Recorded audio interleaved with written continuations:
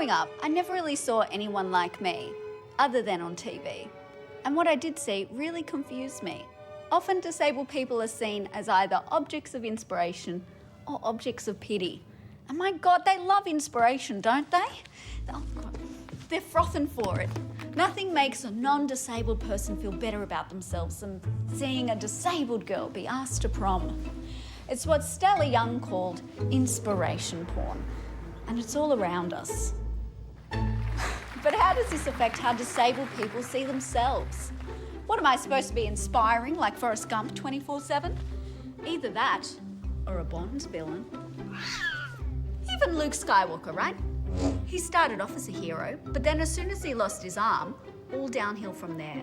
His girlfriend became his sister, and he ended up all sad and alone on some island.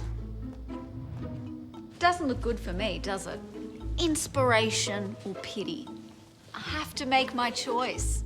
I don't really want to be pitied, so I guess I have to be an inspiration. But how?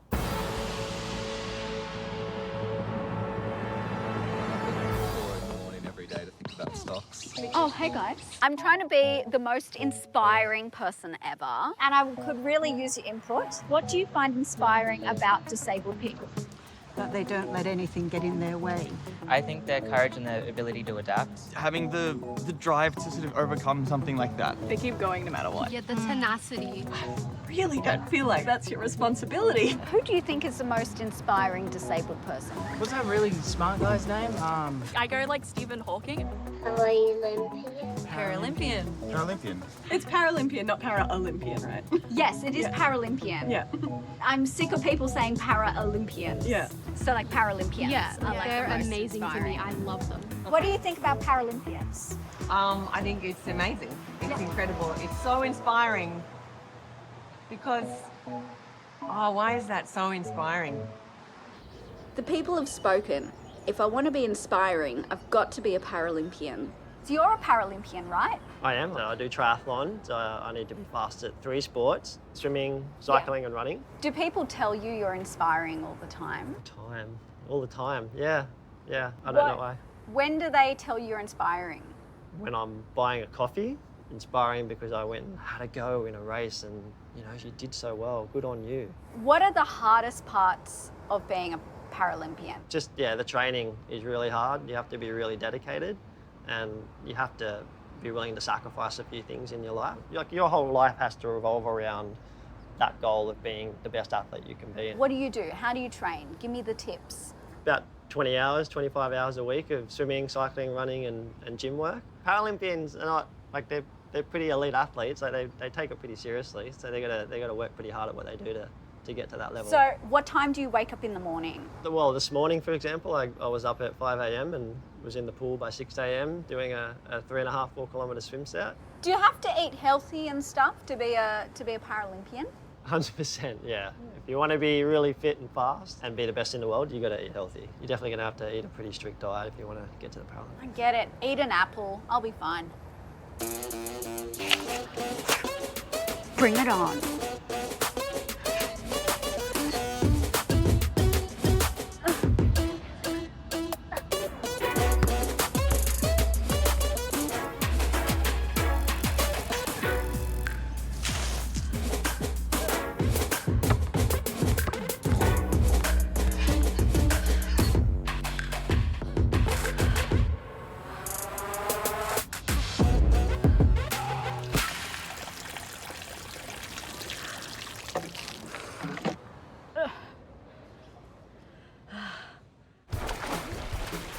So I totally failed with everything on land.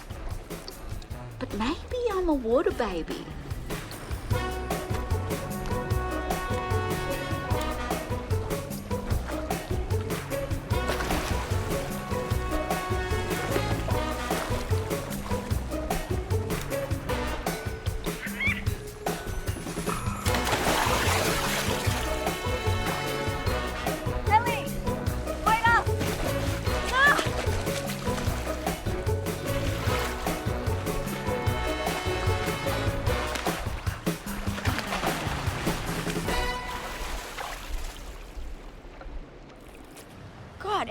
at swimming, hey?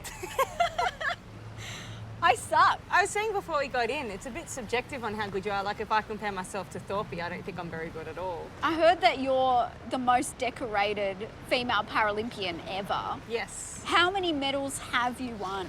I have 17 Paralympic medals. What? Yeah, I know. Do you think you're inspiring? I think some people think of me as inspiring in like different ways. Like I can tell if someone's being like inspiring / patronizing, and I can tell if someone's being like inspiring because I'm an athlete or because like I've been swimming for so long. Were you born a Paralympian? Did you just dive out of the uterus fully covered in medals and the full Paralympic garb? But no, I actually came out with 2 arms and 2 legs. They think I was born with cancer, and then it was found when I was 2. And then I had my leg amputated at 3. And then I jumped in like 8 weeks later into the pool and learned how to like use my body again with the water. So how do people respond when they hear your story? If I talk about that I won like 17 medals, they're impressed, but then they kind of like, their eyes shift down and then like, yeah, but like what happened to you? Yeah. And so like I'll tell them that I had cancer and then like, and they're all shocked that, you know, I can be an athlete and have a disability at the same time. And then all of a sudden it's like I earn like 1,000 inspiration points. It's like I can see it in front of me, like ding, ding, ding, ding, like I'm ticking boxes. If you're a Paralympian, like all that you need to do is get up and swim and people will like see, you know, your story behind you being an athlete and like will like align themselves with like your story rather than your athletic achievements in a way. Ellie was right. If I want to be an inspirational Paralympian, I need to perfect the ultimate sob story. Are any of you curious about like what happened to me? I'd love to hear your story. You sure can. It's a very unusual story. I was jumping out of an aeroplane with the parachute, and the parachute cord got like trapped around my arm, and as the parachute went out, it just like went. Dramatic. Like a Barbie doll arm. I refused to stop clapping for healthcare workers. I saw a dog trapped in a car. I punched through the window to rescue the dog and severed my arm partially off. I was filing my nails and I just got carried away. It just went right down to my elbow. I don't know what happened. I had donated too much blood. Uh-oh. Have you heard of Nutribullets? I was just born this way. But do you think that's a boring story?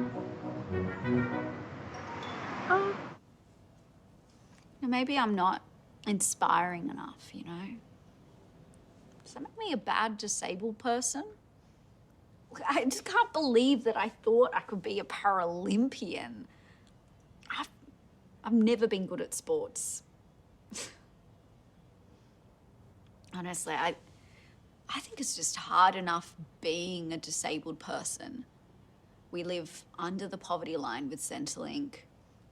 We constantly have to jump through hoops with NDIS just for basic human rights. And we're underrepresented, underemployed, underpaid. We're ignored, we're abused. And don't even get me started on this pandemic.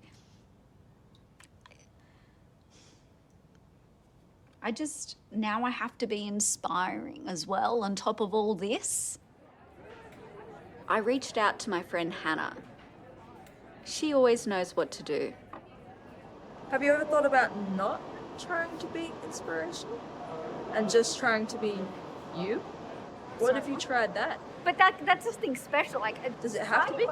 Yeah, but society won't accept me as like, just like, oh, silly Maddie. Oh, Maddie who wears like the cute little outfits. You just make it look so easy. Don't you ever worry? Don't you ever fall into like where I am right now, where I just don't know where I fit? Pretty much every single day. I don't really think of myself as inspirational. I just think of myself as being me. Like, I wouldn't say I'm quite at the point of like loving myself yet, but I'm definitely at a point where I can recognize that like I have value. Yeah. And that's coming from a place where for a long time I didn't think I would ever get there. Eventually, your brain will get the memo. You just have to keep trying. Where is the line, do you think, between genuine inspiration and harmful inspiration? And having low expectations of what we can do, or being surprised to see us like enjoying our lives and not like wanting to die and be sad, that's harmful. But I think inspiration from one disabled person to another, that is never ever harmful. You don't need to be anything other than yourself, you know that, right? all this time, I thought I had to be inspirational in order to be valid. But that's silly. Sure, some of us have won Australian of the Year, but I just drank a whole bottle of wine in the bath. We've all got our own achievements. I don't need your validation. I don't want it. I'm not your inspiration, and I'm not your pity either. I'm just me, and that's enough.